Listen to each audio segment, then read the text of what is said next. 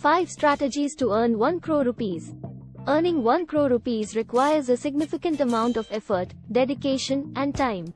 Here are some ways to work towards earning that amount. 1. Start a business. Starting a business is one of the most effective ways to earn a significant amount of money. You can identify a gap in the market, develop a product or service to fill that gap, and build a profitable business around it. 2. Invest in the stock market. Investing in the stock market can be a way to earn significant returns over time.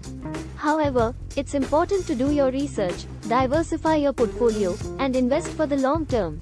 3. Real estate investment. Investing in real estate can be a profitable venture. You can purchase properties, rent them out, or flip them for a profit.